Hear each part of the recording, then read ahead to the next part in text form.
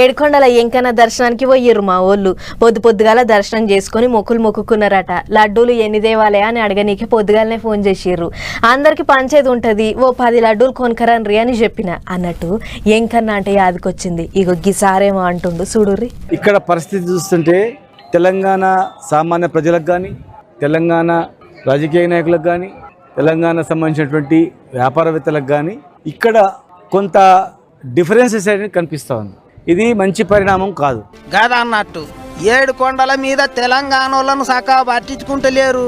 ఇది వరకు బాగుండే కానీ ఇప్పుడు అంతా మారిపోయింది అన్నట్టు మాట్లాడిండు సారు. అంతేకాదు, దేవుడు తిరుపతి దేవుడు అంటే మాకు ప్రపంచానికి దేవుడు. ఈ ప్రాంతంలో ఉన్నంత మాత్రం ఈ ప్రాంతం మాది అని దేవుని విషయంలో అనుకుంటూ వెళ్ళలేదు. అలా చేస్తే దేవుని కూడా కోపం వస్తుంది. ఒకే మాదిరిగా ఉండాలి. తెలంగాణ ప్రజలకు, ఆంధ్ర ప్రజలకు, తెలంగాణ నాయకులకు, ప్రజాప్రతినిధులకు, ఆంధ్ర నాయకులకు, వ్యాపారవేత్తలు ఈక్వల్గా ఉండాలి.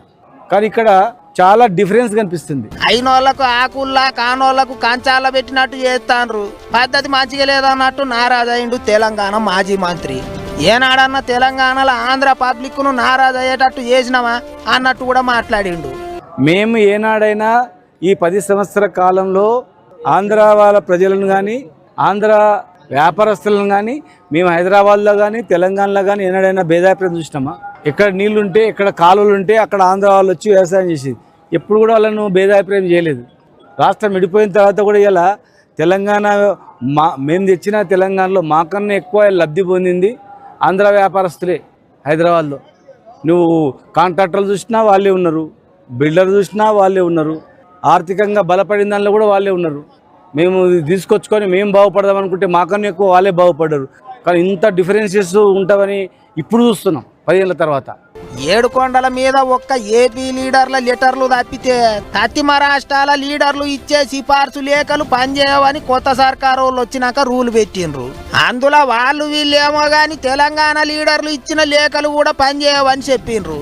ఇందుకే సార్ కోపానికి వస్తున్నాడు. ఏపీ లీడర్లు తెలంగాణలో ఇండ్లు కట్టుకుంటారు, వ్యాపారాలు చేసుకుంటారు, పబ్లిక్ పనులు చేసుకొని బతుకుతుంటారు. ఎన్నడన్నా వద్దన్నమా?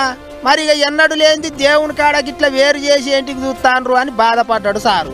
ఇదే ముచ్చట మీద ఇప్పటికే తెలంగాణ సర్కారు వాళ్ళు కూడా ఏపీ సర్కారు వాళ్లకు మతలబు చేసిండ్రాట. తెలంగాణ లీడర్లు ఇచ్చే సిఫార్సు లేఖలకు పర్మిషన్లు ఇయ్యిండ్రని అడిగినరాట. కానీ ఇప్పటిదాకా ఎటువంటి నిర్ణయం తీసుకోలేదు. మరి ఇక ముందు ఏం చేస్తారో ఏమో చూడాలి.